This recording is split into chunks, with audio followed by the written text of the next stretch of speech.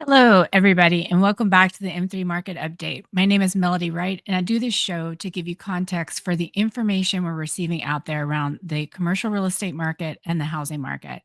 And it is getting really crazy out there. I wanted to do this show. I haven't done one of these in a long time where I just talk the housing market. I want to talk about the results we just saw for existing home sales, which were in the gutter, basically as bad as 2023 and tied with 2009. And then new home sales, which were showed some surprising to some people's strength. Zellman's survey had shown the builders losing a lot of confidence. However, their results are fairly strong and above average. And why this matters is they are putting pressure on those existing home sellers in prices. You guys have probably seen that Zillow has come out, Redfin has come out to join the price decline party. We also had two series show a month over month price decline. That's Case Shiller and the FHFA Home Price Index show a very small seasonally adjusted price decline. Non-seasonally adjusted, and you guys know that's what I look at. There was a tiny increase month over month, which basically what the people that manage those series think that they look at exactly what I look at, which is this time of year you typically should see around a 2% month over month price increase. And so the fact that it was worse than usual is why they showed it as a kind of decrease in the seasonally adjusted. So it's getting real out there, and people, of course, think I'm crazy for my call on price declines this year. However, we are seeing it. 19. So last month, 19 of the 85 cities that I track had year over year and month over month price declines. And that's all over the country. And I'll see if I can get this slide up for you guys here while I'm talking.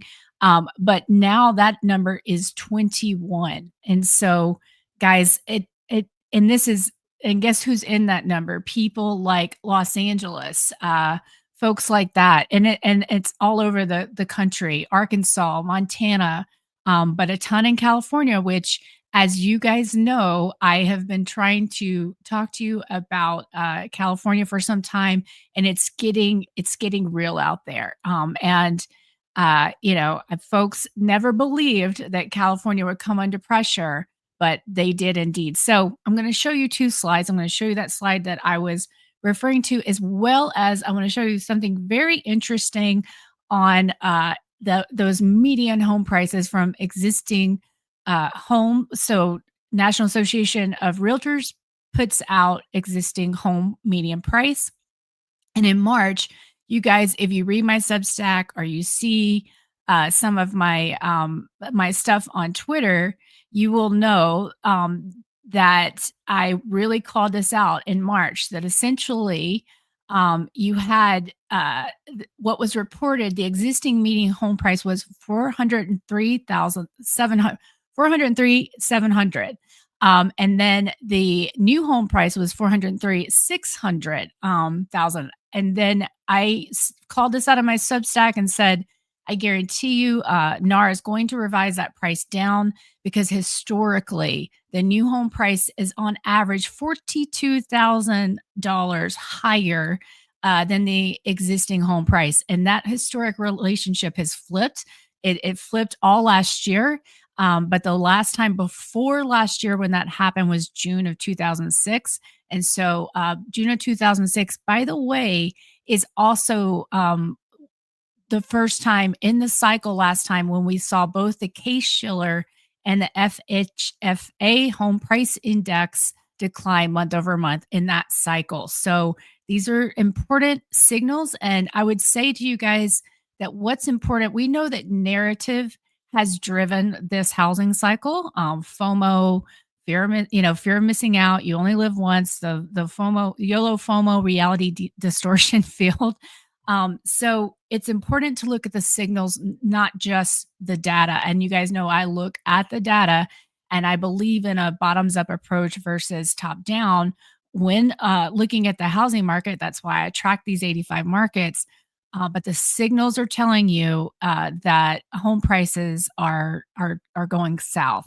And now the existing home sellers are in a corner because the new home, the builders are pulling market share from that lower price tier, basically between 300 to 399,000, because guys, our household median income can only support uh, homes around 300,000. That is the median that could be supported, and that would even be restricted for most of our households. So prices have to come down, and we are seeing this inventory fly to market. And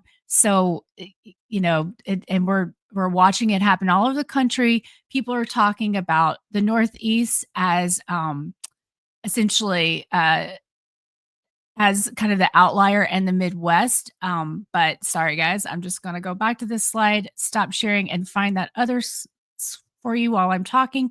But the Northeast guys, seasonally, they always come later than the South, and so this is when their inventory should be growing. And in my Substack last week, or this week, sorry, in my Substack, I talk about the fact that I did a deep dive into Boston, and you can look at that and you can see that historically, between April and May, they see a 12% increase in inventory.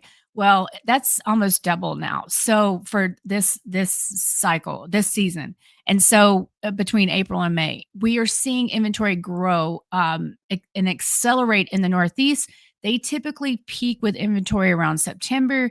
And so, yes, they are a little behind the curve. And there's always somebody talking about their one little town where people are getting over asking. But, guys, in those little towns, I'm starting to hear stories in all of them: Long Island, Westchester County, Scarsdale, places like this where sales looked great. They thought these were qualified buyers.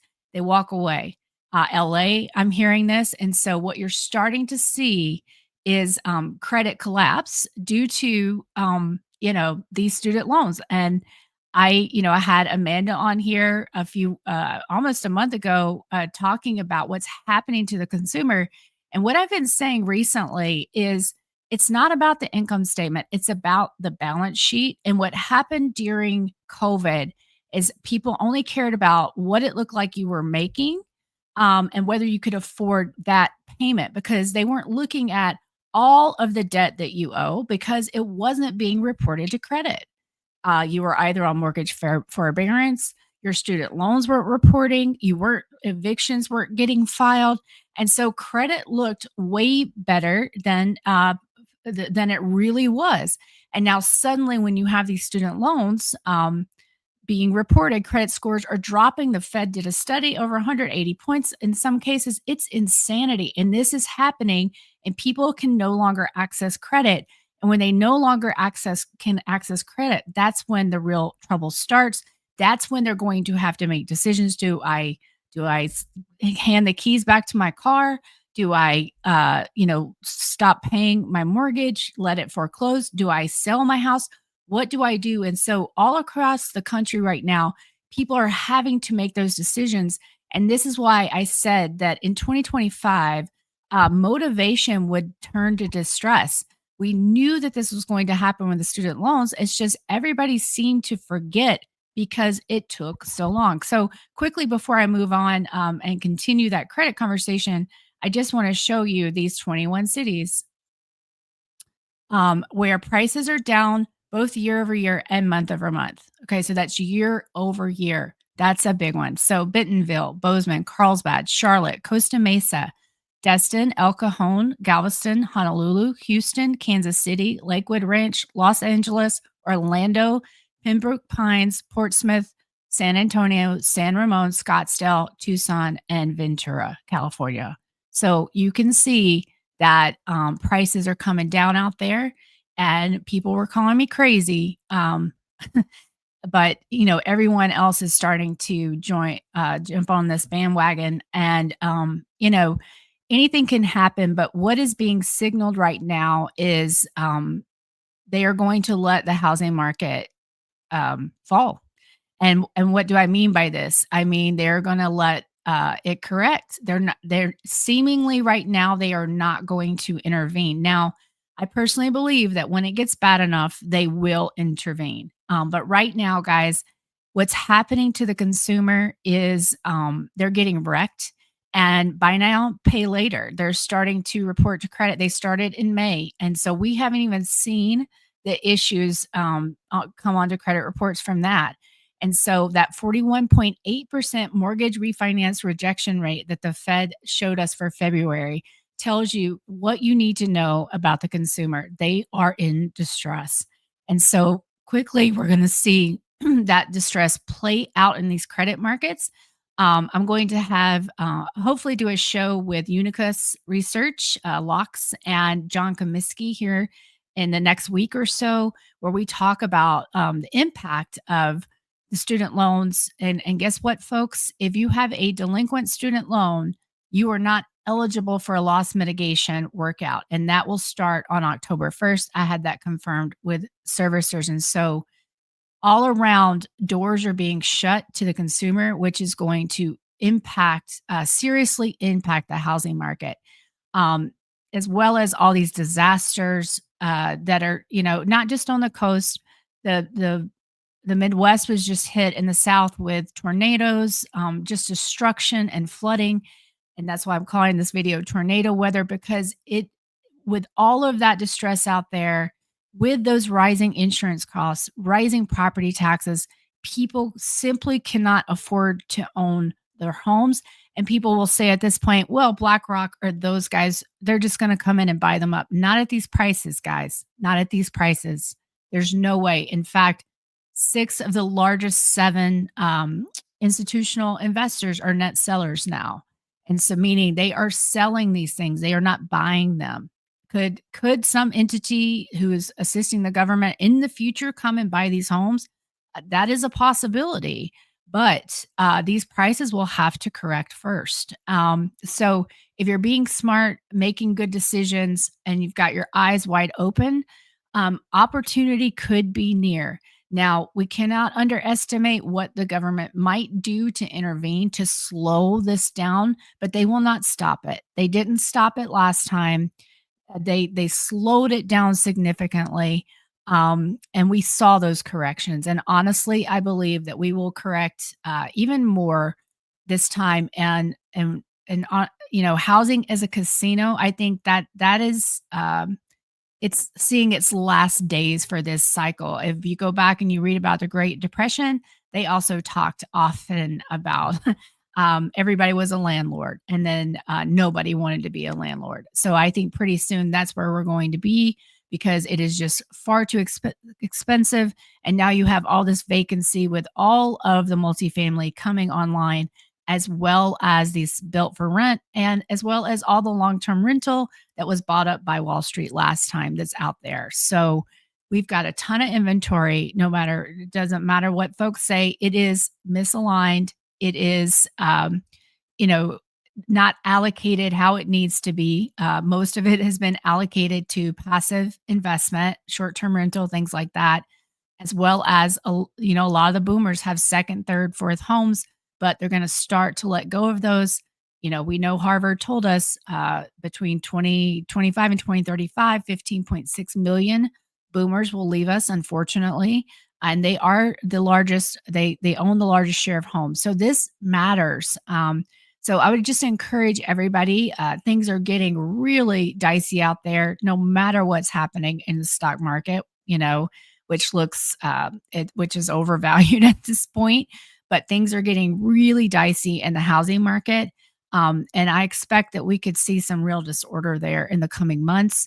Additionally, as delinquency increases with folks who are unable to get those student loan workouts. So, anyway, guys, I just wanted to talk to you about these April results, because regardless, the fact that the existing home price came in again higher than new homes, if folks want to move their inventory, those prices will have to come down. And guess what? That's how it always happens. It's the folks that have to move. In 2024, people were able, there were programs, there were things that people could do to put a pause on a lot of those decisions. but now is time they have to make those decisions. So watch out ahead.